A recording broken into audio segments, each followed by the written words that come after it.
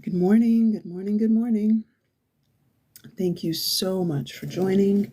If you are new here, welcome. If you're returning, welcome back. I know I missed yesterday. I had some doctor's appointments and some other appointments, so I wasn't able to get on, but I'm making it on today. I have until 10 o'clock, so it's not going to be a full half hour, but as close to it as possible. Like I said, I do have an appointment, so I have to make sure that I get there. But we're going to go ahead and get started. We are almost done with the book of Numbers. I'm thinking maybe by Monday we'll be done. If I can get on, maybe I'll add a couple extra minutes to, one of the readings this weekend to kind of make up for the day that I wasn't on. It won't be a whole extra 30 minutes, but I'll try. Or maybe I will. Maybe I'll go live tonight and do another half an hour. I don't know yet, but we're just going to go ahead and get started. We are on chapter 19 of Numbers, and I'm going to go ahead and get started. And I want to just thank you in advance for any hearts or gifts or anything that you do give me. I don't look up very often when I'm reading, so bear with me. All right, so we're going to go ahead and get started again. Thank you all so much, and here we go. The Lord spoke to Moses and Aaron. This is the regulation and the instruction that the Lord commanded. Tell the Israelites that they must bring you a red cow without defect, which is flawless and on which no yoke has been laid. You will give it to Eleazar the priest, and he will take it outside the camp and slaughter it in front of him. Eleazar the priest will take some of its blood with his finger and sprinkle it 7 times in front of the meeting tent. Then he will burn the cow in front of him, its skin, flesh, and blood with its dung. The priest will take cedar wood, hyssop, and crimson cloth and throw them into the fire where the cow is burning. Then the priest will wash his clothes and bathe his body in water. Afterward, the priest will enter the camp, but he will be unclean until evening. The one who burned the cow will wash his clothes in water and bathe his body in water, but he will be unclean until evening. A person who is clean will gather the ashes of the cow and place them outside the camp in a clean place. They will be kept for the water of purification for the Israelite community as a purification offering. The one who gathers the ashes of the cow will wash his clothes, but will be unclean until evening. This will be a permanent regulation for the Israelites and for the immigrant who lives among them. The person who touches the dead body of any human will be unclean for 7 days. That person must be cleansed with water on the 3rd and 7th days to be clean. If he fails to be cleaned with water on the 3rd and 7th days, he will not be clean. Anyone who touches the body of a human who has died and doesn't cleanse himself defiles the Lord's dwelling.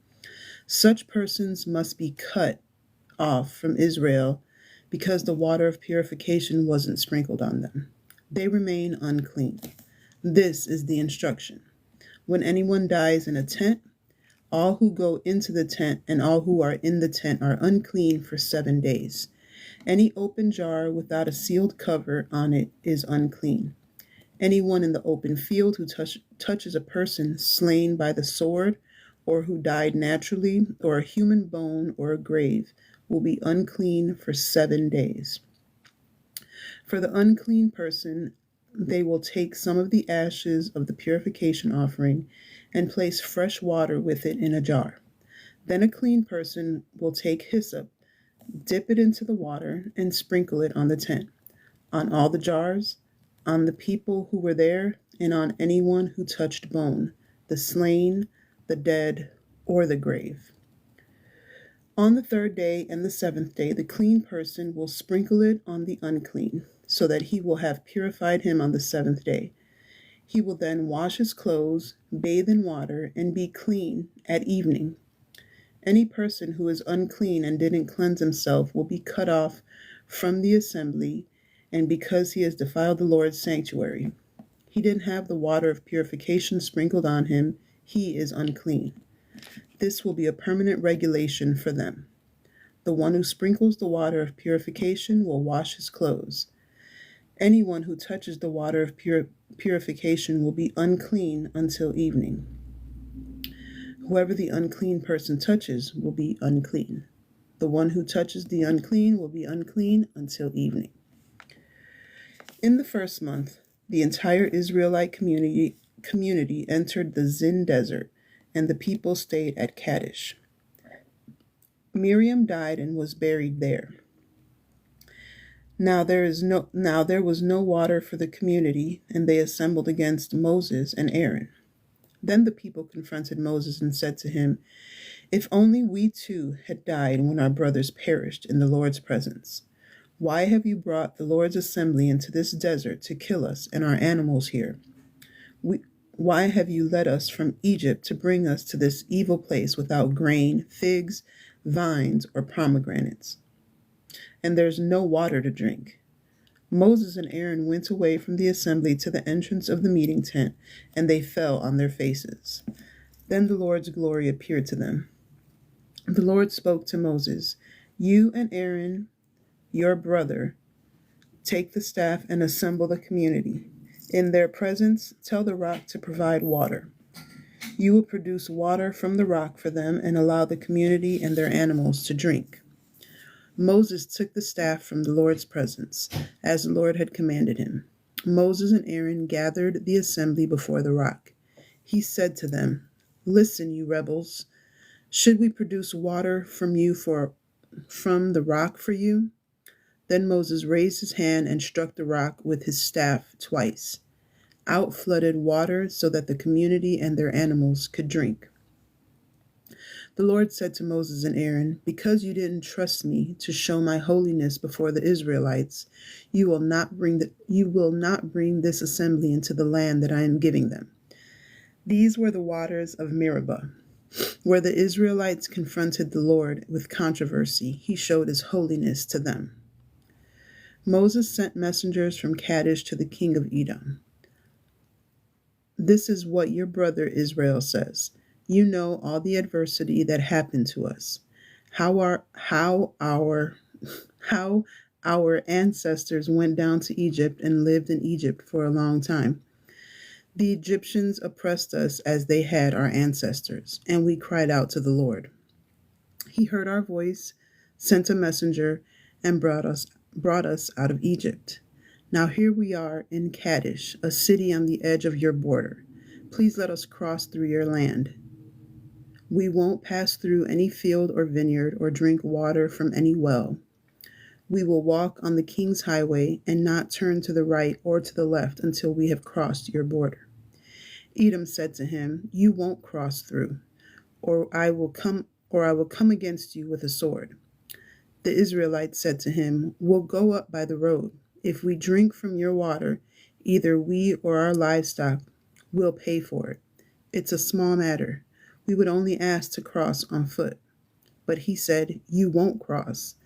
Then Edom came out against them with a powerful army and a strong hand. Edom refused to allow Israel to cross his border, and Israel turned away from him. They marched from Kadesh. The entire Israelite community came to Mount Hor.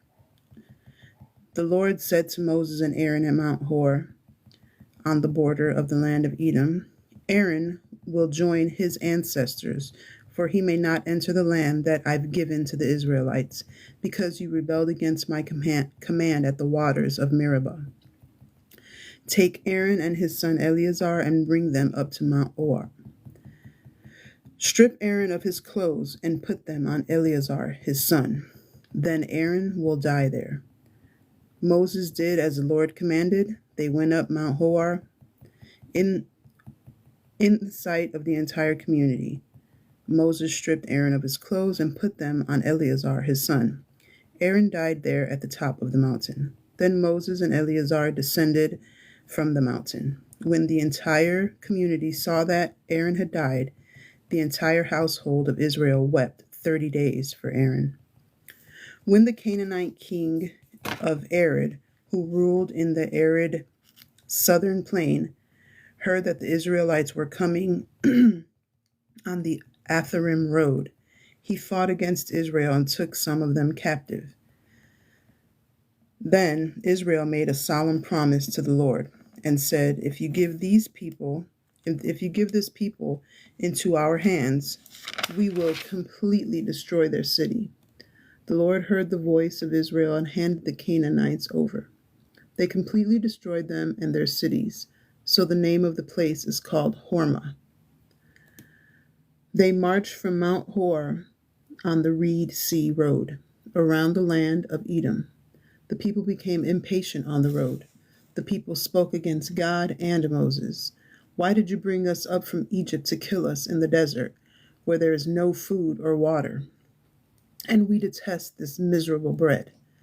So the Lord sent poisonous snakes among the people, and they bit the people.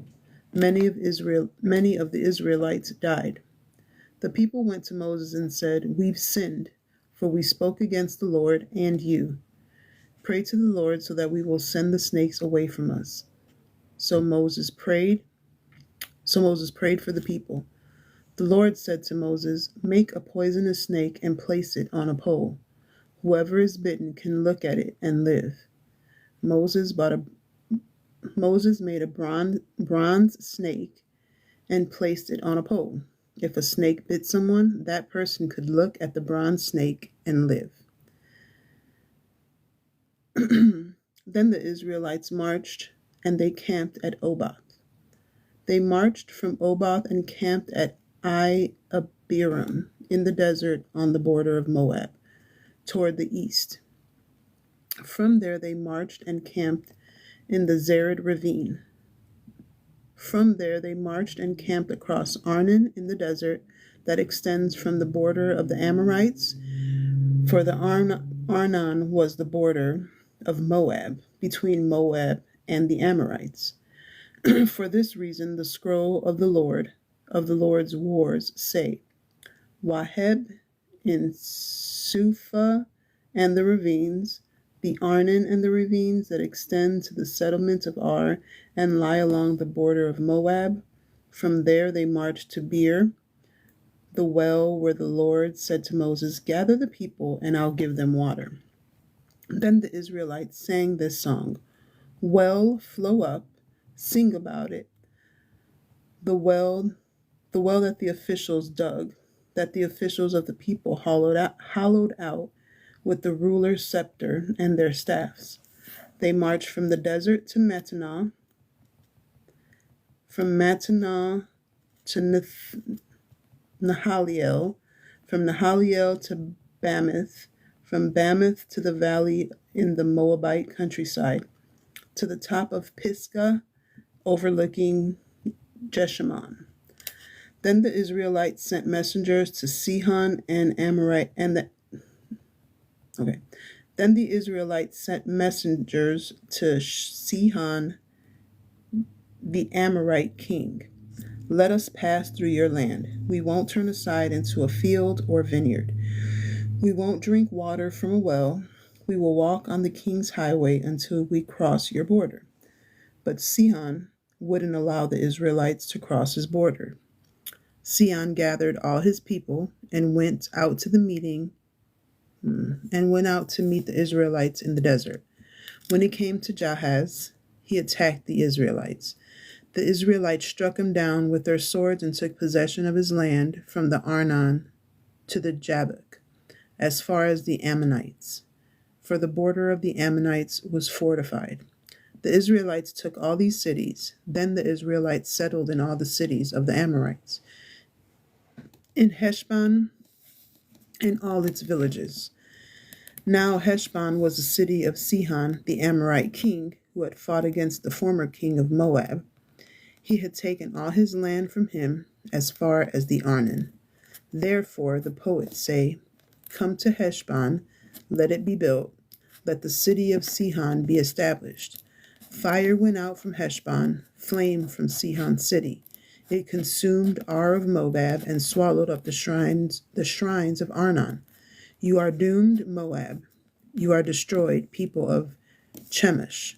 He gave his sons as fugitives and his daughters as captives to the Amorite king Sihon. Yet we have thrown them down, destroying them from Heshbon to Dibon. We brought ruin until Nophah, which is by Medeba. Israel settled in the land of the Amorites. Moses sent spies to Jazer. They captured its villages and took possession of the Amorites who were there. Then they turned and ascended to the road of Bashan. Og, Bashan's king, came out at Edrei to meet them in battle, he and all his people. The Lord said to Moses, "Don't be afraid of him, for I have handed over all his people and his land. Do to him as you did to Sihon the Amorite king, who ruled in Heshbon." They slaughtered Og, his sons, and all his people until there were no survivors. Then they took possession of his land. Just a second.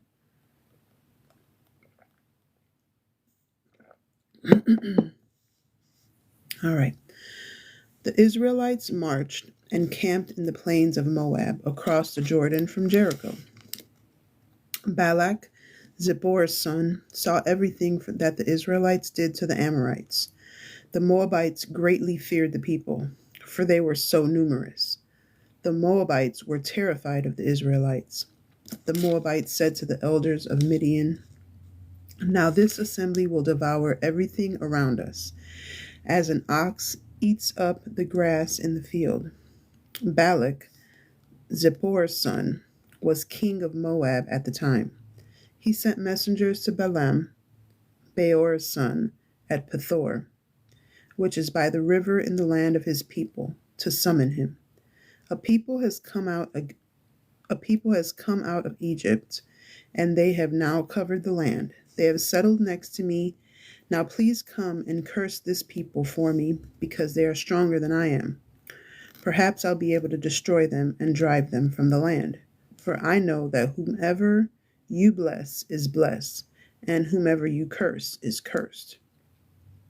So the elders of Moab and Midian went with the payment of divination in their hands. They came to Balaam and told him Balak's words. He said to them, "Spend the night here, and I'll bring back to you a word exactly as the Lord speaks to me." So the officials of Moab stayed with Balaam. God came to Balaam and said, "Who are these men with you?" Balaam said to God, "Moab's king, Balak, Zippor's son, sent them to me with the message, 'A people has come out of Egypt and covered the land. Now come and curse them for me. Perhaps I'll be able to fight against them and drive them out." God said to Balaam, "Don't go with them. Don't curse the people, because they are blessed." Then Balaam arose in the morning and said to Balak's officials, "Go to your land, for the Lord has refused to allow me to go with you." The officials of Moab arose. They went to Balak, and they said, "Balaam refused to come with us." Balak continued to send other officials more numerous and important than these.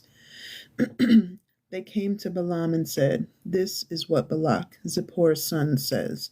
Please let nothing hold you back from coming to me, for I'll greatly honor you and I'll do anything you ask of me. Please come and curse these people for me." Balaam answered and said to Balak's servants, "If Balak were to give me his house full of silver and gold, I wouldn't be able to do anything, small or great, to break the command of the Lord my God. Now you also must remain the night here, so that I may know what else the Lord may say to me." God came to Balaam in the night and said to him, "If the men have come to summon you, arise and go with them, but you must do only what I tell you to do." So Balaam rose in the morning, saddled his donkey, and went with the officials of Moab. Then God became angry because he went. So while he was riding on his donkey, accompanied by his two servants, the Lord's messenger stood in the road as his adversary. The donkey saw the Lord's messenger standing in the road with his sword drawn in his hand, so the donkey turned from the road and went into the field. Balaam struck the donkey in order to turn him back onto the road. Then the Lord's messenger stood in the narrow path between vineyards with a stone wall on each side. When the donkey saw the Lord's messenger, it leaned against the wall and squeezed Balaam's foot against the wall. So he continued to beat it. The Lord's messenger persisted and crossed over and stood in the narrow place where it wasn't possible to turn either right or left. The donkey saw the Lord's messenger and lay down underneath Balaam. Balaam became angry and beat the donkey with the rod. Then the Lord opened the donkey's mouth, and it said to Balaam, "What have I done to you, that you've beaten me these 3 times?" Balaam said to the donkey, "Because you've tormented me. If I had a sword in my hand, I'd kill you now." The donkey said to Balaam, "Am I not your donkey, on whom you've often ridden to this day? Have I been in the habit of doing this to you?" Balaam said, "No." Then the Lord uncovered Balaam's eyes, and Balaam saw the Lord's messenger standing in the road with his sword drawn in his hand. Then he bowed low and worshipped. The Lord's messenger said to him, "Why have you beaten your donkey these 3 times? I've come out here as an adversary, because you took the road recklessly in front of me. The donkey saw me and turned away from me these 3 times. If it hadn't turned away from me, I would just now have killed you and let it live." Balaam said to the Lord's messenger, "I've sinned because I didn't know that you were standing against me in the road.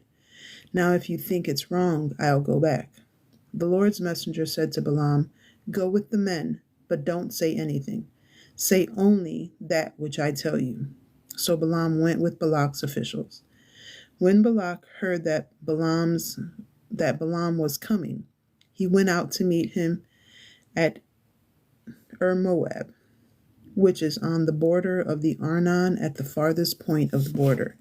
Balak said to Balaam, "Didn't I send urgently and summon you? Why didn't you come to me? Am I really not able to honor you?" Balaam said to Balak, "I've now come to you, but I'm only able to speak whatever word God gives me to say. That is what I will speak." Then Balaam went with Balak, and they came to Kiriath Huzoth. Balak sacrificed oxen and sheep and sent them to Balaam and the officials who were with him. In the morning Balak took Balaam and brought him to the Bamoth Baal, where he could see part of the people. And that is going to be all I can get today. I will be back tomorrow morning, possibly this evening, to maybe do another half an hour. I do want to get through the book of Numbers as soon as, we can. And if you missed the beginning of the live, or if you want to watch this over again, I repost everything over on YouTube. There's a whole playlist, so you can, even start from the beginning if you want to. And I appreciate each and every one of you. And if you haven't already, be sure to follow, subscribe, like, do all the things. And that is it for today. I hope you all have an amazing day and be blessed and be the reason someone smiles. Bye.